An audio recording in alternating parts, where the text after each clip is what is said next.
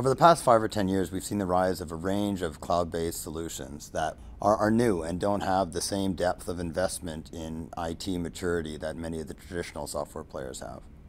Executives are investing in these solutions for a number of important reasons.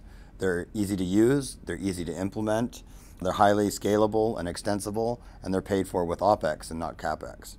Not to mention, in their specific functional domains, many of these have the leading capabilities. Almost enterprise applications are important right now because a number of things have converged. The rise of low-cost bandwidth, the increased use of smartphones, and the evolution of SaaS architectures that make them truly extensible and scalable.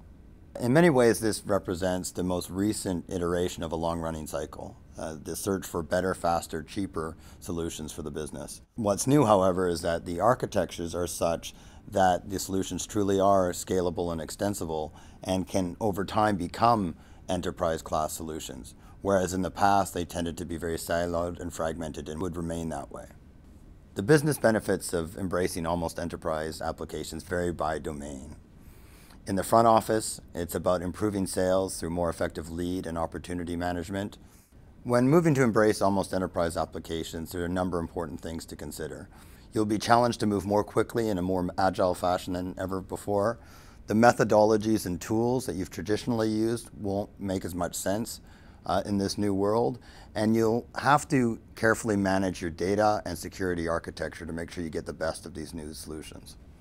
It's important to recognize that when moving to the cloud that this is a very young and fluid market.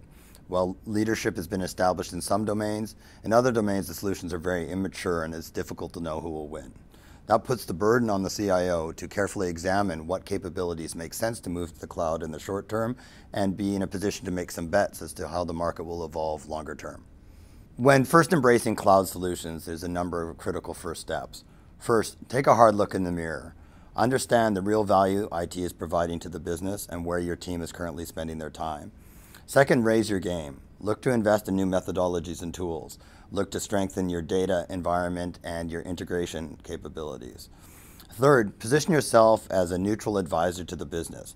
Help them determine what capabilities make sense to go to the cloud and how to migrate there over time. Finally, with the previous points established, put a toe in the water. This is not a short-term fad that's going away. This is going to be part of our solutions architecture forevermore. So it's important to start and get some experience with these cloud solutions and then figure out how to evolve your overall solutions architecture over time.